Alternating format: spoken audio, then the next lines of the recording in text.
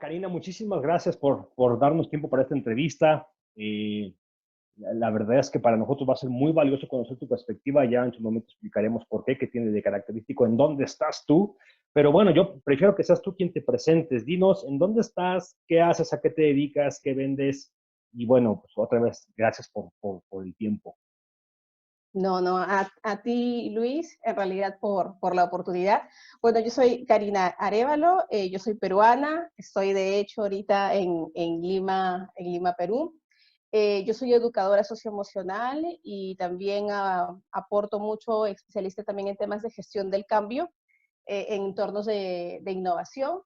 Aquí en Perú justamente me dedico dentro de este esquema a los dos sectores, tanto en el entorno educativo y tanto en el entorno empresarial, aportando mucho en cómo poder llevar este proceso de cambio de la mejor manera para que, para que las personas puedan adaptar mucho más rápido eh, en estos contextos, ¿no? Entonces es en realidad lo que yo suelo trabajar mucho en Lima, tanto para el sector educativo como para también el sector empresarial.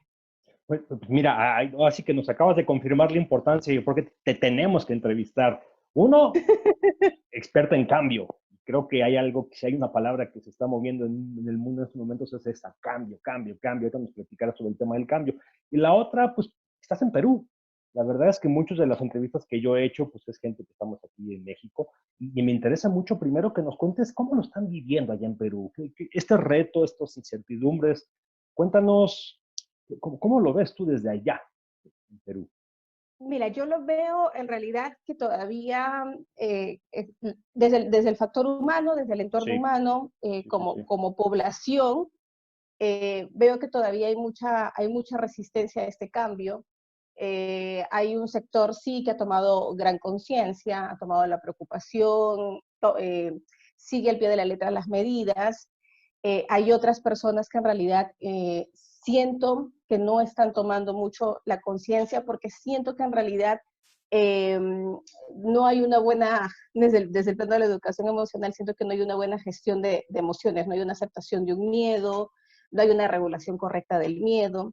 Entonces considero que eso hace mucho que las personas no sean conscientes del panorama y por lo tanto tampoco sean conscientes del entorno, ¿no? Entonces, como población, estamos así como divididos, estamos acatando las normas y hay también un sector que tiene obviamente sus particularidades, que tiene en realidad eh, su mismo esquema, que pues hace que en realidad no cumplan este proceso, por así decirlo. Siento que hay mucha resistencia, también siento que hay mucho miedo por parte de la gente, siento que ha sido un cambio radical mucho para las personas. Bueno, creo que nadie estaba acostumbrado a trabajar en Perú, no era muy común trabajar desde casa. Entonces, eso ha sido un cambio radical para las personas, especialmente para los padres, porque ahora tienen a los hijos y tienen que hacer el home office. Entonces, ¿cómo regulamos esto? ¿Cómo trabajamos todos? ¿Cómo nos ordenamos? Siento que eso a las familias les está costando. Veo también mucho que en el tema del plano de educación también nos está costando mucho, desde el plano de las clases virtuales. Entonces, si bien es cierto, habían ciertos sectores de ciertos colegios que ya estaban trabajando en plataformas educativas, más no en clases virtuales, ahora ya es una exigencia, ahora ya se está trabajando. Entonces, hay dos adaptaciones, tanto del niño como también pues del padre o del tutor que acompaña, ¿no? Pero en temas de, así, de empresas, particularmente siento que pues no estábamos preparados para esto. Siento Nadie estaba preparado para eso.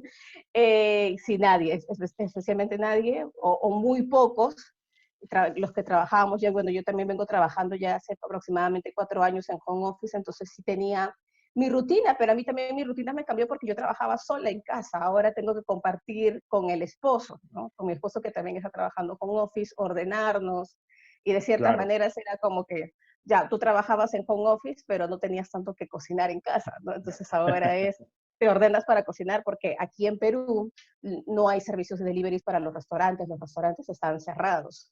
Órale. Entonces, hay que acomodarse en los horarios para las alimentaciones. De hecho, yo le decía, el otro día que conversaba con mi esposo, le comentaba que el horario del almuerzo debería durar un poco más, porque nosotros pues trabajamos como aproximadamente hasta el mediodía, del mediodía como que cortamos un rato, comenzamos a preparar los alimentos y una hora no nos alcanzaba. Entonces, él me decía, no, pero no tenemos que hacerlo en una hora. Entonces, la estrategia es cocinemos un día antes y almorzamos el calentado en el día. Entonces, como que, ¿cómo nos ordenamos? Pero siento que varios hábitos están siendo obviamente cambiados, ¿no? Entonces, en Perú veo eso, en Perú veo resistencia, veo que hay sectores que no están tomando todavía la conciencia, veo sectores que sí están muy preocupados, veo que muchas familias están en sus procesos de cambio, que muchas organizaciones.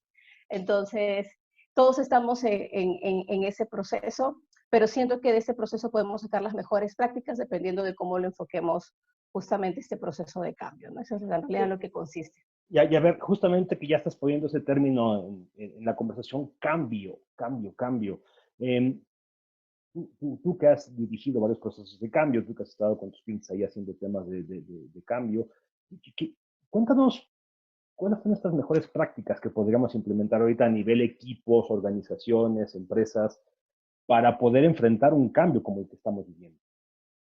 Yo creo, lo primero que yo creo que uno desde el plano, desde equipo, debería hablar del cambio, pero debería también de lo que involucra el cambio. Deberíamos perder el miedo de hablar de cómo nos sentimos frente a ese cambio. Lo primero hay que Me hablarlo. parece, sí, me parece que eso es valioso y me parece que eso es algo que muchas organizaciones están obviando, como que ya estamos en el cambio, entonces sí, obviamente tiene que ser rápido, tenemos que adaptarnos, tenemos que tomar decisiones, tenemos que sacar alternativas, acciones, tareas, pero siento que no se habla de cómo lo está viviendo cada uno, ¿no? Y cuál es el temor en realidad que tiene. ¿Qué sucede cuando no se habla justamente desde este plano, cuando no escuchamos? Pero no es que hablamos para atemorizar, sino hablamos para empatizar, porque ese es el objetivo.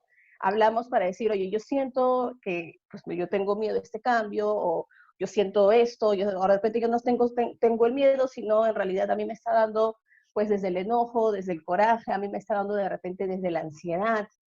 Es súper importante hablarlo porque esto hace que en realidad a veces las situaciones en que tiene uno u otro compañero dentro del equipo, uno pueda empatizar con ellos.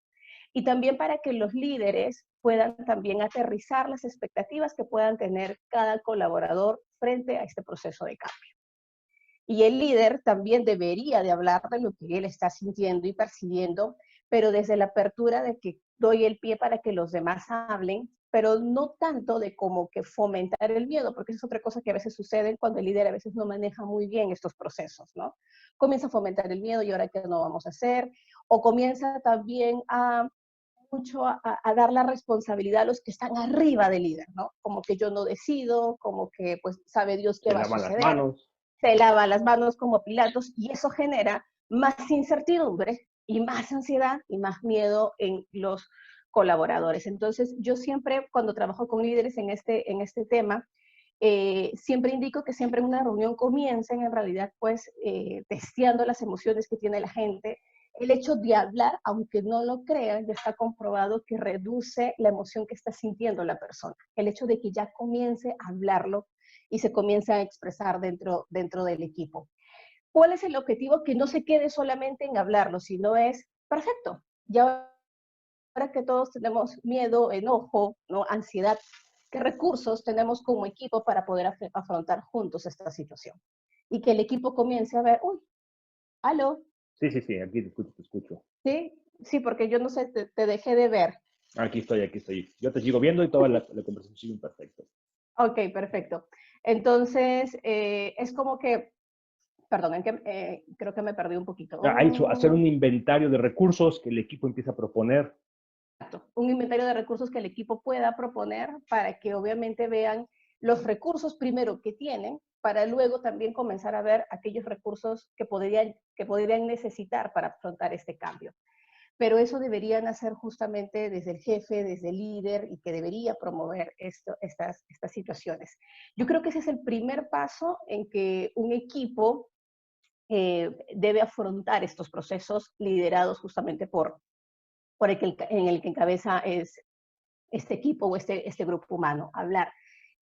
Yo creo que eso hace que dejemos esta zona de miedo que normalmente pues está acompañado mucho de la zona de confort y pasar justamente a una zona de aprendizaje y que podamos ver en realidad, eh, aceptarlo, que va a haber equivocaciones, que va a haber errores, pero que obviamente de esto ya se habló, ya se conversó, que tenemos recursos para poder afrontarnos, pero también somos conscientes de aquellos recursos que necesitamos para afrontar estos procesos. Eso me Entonces, parece que es lo primero. por lo que entiendo, entonces, a ver, partiendo del punto de reconocemos que nadie había enfrentado un proceso de cambio como el que estamos viviendo, es momento de convocar al equipo, es momento de, uno, hablemos, o sea, háblenlo, cómo se siente cada uno en individual. Yo como líder tendría que estar promoviendo estos espacios de conversación con mis equipos, muy tocando el tema emocional y cómo te sientes actualmente. Y luego también convocando al equipo para que digamos, bueno, a ver, ¿con qué recursos contamos? ¿Qué tenemos? ¿Qué no sabemos hacer? ¿Qué sí sabemos hacer? Y entonces ahí empezamos a construir un equipo, que es lo que viene. ¿Por ahí vamos? Exacto. Y yo diría, porque siempre cuando he tenido la oportunidad de dar consultoría y apoyo y coach a los líderes, el líder lo que siempre me dice ante esto es, Karina, pero el tiempo, ¿no? El tiempo Los es justo resultados, la chamba, el trabajo. exacto, ¿no? Para poder hablar y a veces se amplía mucho. Entonces, yo lo que les digo siempre a los líderes es, perfecto, ¿qué sucede si no se habla de las emociones que está percibiendo el equipo? El equipo está ansioso, el equipo está nervioso, el equipo está enojado, pueden tomar actitudes reactivas o del victimismo, y en realidad no llegan a estar 100% conectados con el trabajo que tiene que hacer. Y es más probable que ocurra más errores cuando no se habla de las emociones que cuando el líder comienza a hablar de las emociones, tanto suyas propias como del equipo. Yo Claro. siempre les digo a ellos que es una inversión de tiempo. Hablar de las emociones que percibe el equipo, pero que no nos quedemos con que, ya todos sentimos miedo, sino perfecto. Y entonces este miedo o este enojo, ¿qué información nos trae? ¿Qué nos quiere decir? ¿Qué necesitamos? Okay. ¿Qué tenemos para poder enfrentar esa situación? Y de cierta manera eso es un empoderamiento del equipo para poder enfrentarse a estos entornos de cambio. Veámoslo siempre como una inversión de tiempo. Y lo quiero explicar de manera científica, si me permites, Sí, Luis, claro, para claro, que lo claro, podamos claro. entender. Cuando una persona está ansiosa, está perturbada, está enojada, está viviendo emociones poco saludables, la mayor parte de la sangre del cerebro se llega a acumular en las partes justamente de atrás, por aquí. ¿Qué tenemos ahí? Tenemos dos áreas importantes del cerebro. El cerebro límbico, que es el que percibe la emoción, y el cerebro reptiliano, que es el que actúa. Entonces, en unas situaciones de cambio, el cerebro límbico está totalmente activado. ¿Ok? Muy emocional, muy Es emocional. muy emocional, ¿no?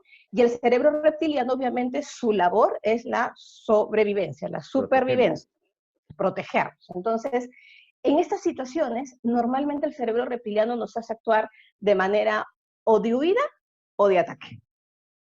Entonces, ¿qué es lo que sucede en estos entornos cambiantes? Cuando estamos en esos entornos cambiantes, y normalmente en estos entornos cambiantes, lo probable y lo normal y lo común es que hayan errores, no nos entendamos bien, comprendí esto, me indicas eso, o sea, como que en realidad existan errores. Encima que estoy en un entorno incierto, que no sé lo que va a pasar, que hasta mi trabajo puede estar en peligro, encima cometo errores. Mi cerebro reptiliano está totalmente activado. Entonces yo puedo estar en constantes comportamientos de ataque o de huida. De ataque o de huida. ¿Qué Así, sucede? así van a ser las conversaciones entonces, Y imagínate. así van a ser. Exacto, Todo el mundo se va a echar exacto. culpas, todo el mundo Todo, va a huir. todo el mundo huye, todo el mundo se echa la pelota, nadie es responsable, por lo tanto no generan soluciones. Las soluciones que en un contexto de cambio tienen que ser más rápidas y más efectivas, se suelen tardar muchísimo más. Entonces, y tenemos a la gente más que todo en el estado de sobrevivencia, defendiéndose, atacando o huyendo, atacando o huyendo. Y aquí es Pero ¿qué importante sucede? que las personas que las personas también tengan en conciencia que es un estado químico mental, es decir, algo está pasando en el cerebro que nos está provocando estos comportamientos. Totalmente de acuerdo. Y que es totalmente normal. ¿Okay? Es totalmente normal este proceso o este mecanismo de autodefensa. Y ahora, Pero ¿y qué hacemos sabemos sí, esto y ahora cómo respondemos de manera adecuada a esto? y lo súper curioso es que cuando la sangre está acá atrás, no hay aprendizaje. Por eso que Mm, tenemos constantemente estos comportamientos. ¿Qué necesitamos nosotros para ser efectivos en nuestro trabajo? Necesitamos que la sangre que ha estado acá atrás comience a fluir justamente aquí adelante. ¿Qué hay aquí adelante? Nuestra famosa corteza prefrontal o el ujú, neocórtex, como lo llaman neocortexal. mucho, exacto, ¿no? Que es el encargado del proceso del raciocinio, de la mejor toma de decisiones, pero también es el encargado de la creatividad, del Ok. optimismo, sentido del humor, inclusive de la empatía. Se está demostrando científicamente que en esta área de acá tenemos más neuronas espejo. Por Claro. eso que las personas que obviamente tienen más la sangre acá adelante, pues pueden ser mayores, son más empáticos, pueden ver las perspectivas de ambos lados y los riesgos y lo que eso implica. ¿Qué es lo que digo yo normalmente? Hay muchas actividades que puedes hacer para que la sangre fluya de acá atrás hacia acá adelante. Y eso es cuando liberamos los neurotransmisores conocidos como oxitocina, dopamina, endorfinas, serotonina, que en realidad tienen sus distintas funciones y se desarrollan, o se liberan con Ujú. distintas actividades. Pero un líder también lo puede liberar. Y eso ¿Cómo? es lo súper curioso. Claro, un líder lo puede liberar en su gente. Porque normalmente un colaborador no mucho espera de que su líder comience a hablar de estos estados emocionales. De hecho, yo hace poco di una sesión de coaching a un ingeniero que estaba totalmente en situación de pánico y él me decía que él no esperaba que su gerente, al que le reporta, le hablara, o sea, antes de decirle de todos los errores que se habían cometido durante este proceso, que le hablara de cómo se estaba sintiendo. Y él decía, a mí me cambió todo el contexto. Entonces lo que hizo este líder fue, claro, la persona ya estaba en modo reptiliano, su sangre ya estaba acá atrás, A él la estaba más defensiva. bien a la defensiva, él estaba más bien invirtiendo su tiempo y sus recursos en todo lo que él iba a decir o excusas sobre las excusas que le podría decir o las explicaciones sobre los errores, más no estaba pensando en soluciones. Al hacer esta pregunta el líder en cómo te sientes, en cómo estás, lo que ha hecho el líder es que la sangre que ha estado acá atrás pueda fluir acá adelante, porque me está haciendo pensar en cómo me estoy sintiendo, cómo me estoy sintiendo. Y eso en realidad que buscar a que las personas nos digan a veces con nombres y apellidos las emociones es el mejor ejercicio que se puede hacer. Hay otros como la respiración, como pensar en cosas positivas, hay otros ejercicios más que liberan inclusive más hormonas, pero el hecho de que los líderes puedan promover estas conversaciones hace que la sangre de las personas se concentre acá adelante, las personas se hagan más conscientes de lo que está viviendo, que pueda en realidad aceptar la emoción, pero que no se quede simplemente en eso, sino que busque soluciones y que también pueda generar este proceso de empatía como soporte con el equipo. Eso es indispensable en un proceso de cambio. O sea, Karina, Pero a veces, me imagino perfectamente un escenario en donde, a ver, si, equipo, vamos a conectarnos por Zoom, vamos a conectarnos, pero la sesión de esta media hora que vamos a tener, quiero que cada uno exprese cómo lo está viviendo, cómo lo está sintiendo, qué problemas estás enfrentando, qué emociones están brotando en casa. No hablemos tal vez la primera media hora de trabajo, de tareas, de actividades, de resultados, de clientes, hablemos de esta situación emocional. Y entiendo que también por ahí el tema es empecemos primero a poner el terreno, porque después, cuando hablemos del tema de resultados, cuando hablemos del tema de tareas, clientes, KPIs o lo que sea, ya habremos puesto una buena base. Y esa es la conversación que tú totalmente. estás proponiendo que tengamos ahora. Esas son las conversaciones que estoy proponiendo. Esas son las conversaciones que estoy proponiendo que siento que debe de haber. Siento que en realidad muchas organizaciones, por el tiempo, por los resultados, por lo que hablábamos hace un momento, buscan rapidez, buscan efectividad, buscan eficiencia, pero estos procesos o estas conversaciones siempre van a ser inversiones de tiempo. Escuchar a la gente cómo se siente, porque tanto para el líder como para la gente, para todos es nuevo. Pero cuando para todos es nuevo, lo que necesitamos es sumar recursos. Entonces, Claro. ¿qué podemos aportar? ¿Qué podemos hacer? Y yo algo que también podría dar como tip a los líderes es que antes de pensar en qué nos falta como equipo, antes de hacer la pregunta, ¿qué nos falta? Pensemos o hagamos ver o reflexionar en el equipo qué tenemos como equipo. ¿Cuáles Claro. son los recursos que sí contamos? Primero, fíjate lo que tienes para luego poder ver con el equipo qué es lo que se necesita. Porque al hacerles ver lo que tienen, los recursos, lo que aporta cada uno, están liberando estas hormonas del bienestar, la sangre está justamente acá y yo de acá puedo comenzar a ver, a idear, a razonar, a ver, a encontrar mejores soluciones. Y también hacerme consciente de lo que podría llegar a necesitar. Karina, la verdad es que muy aleccionador lo que nos das, además desde una perspectiva muy científica, muy de neurociencias. Estoy seguro que este video lo van a poder ver muchos empresarios, tanto en México como en otros lugares de Latinoamérica. Si vaya, si te quisiéramos contactar para ver temas concretos de Perú o poder incluso traer aquí a nuestros países para que nos puedas aportar sobre esos temas, ¿en dónde te podemos encontrar? Redes sociales, página de internet, ¿dónde te contactamos? Yo estoy en LinkedIn, estoy como Karina Arévalo. Estoy también, es que en realidad lo que más utilizo para poder contactarme. También me pueden escribir, no sé si usas al correo Sí. arevalo.carina@gmail.com, que también es mi cuenta. Son las dos cuentas que en realidad tengo mucho contacto para poder cualquier duda, consulta, aporte, con todo cariño, con todo gusto, porque justamente trabajamos mucho el tema del liderazgo en gestión de cambio, mucho con los principios de neurociencia, para que el líder en realidad comprenda también cómo funciona el cerebro, tanto suyo como del colaborador. Y entender, y también el rol del líder me parece que es fundamental en estos procesos, porque así como tiene impacto en sí, tiene totalmente impacto en los otros, y la manera, en realidad, en cómo enfoque el líder este proceso de cambio va a ser crucial para que el equipo lo vea. El líder tiene que estar totalmente convencido de este proceso, tiene que aceptar los pros y los contras desde la conciencia y también desde la confianza desde el equipo, ¿no? Y si él va a estar también en una, y mira, porque si el líder en realidad tampoco es consciente de cómo lo está viviendo, si lo vive de repente desde el enojo, a la ansiedad, o sea, el cuerpo lo va a hablar, lo va a expresar y él lo va a transmitir inconscientemente a su equipo. Y el equipo va a trabajar Tenso. tenso, angustiado, y es donde más errores se cometen. Híjole, no, pues súper, súper. Nosotros decimos en Huddle que las crisis son las grandes cunas de los líderes. Entonces es el momento de los liderazgos, es el momento de sacar lo mejor de nosotros como líderes para poder hacer que el cambio no nos coma, sino nosotros adaptarnos al cambio.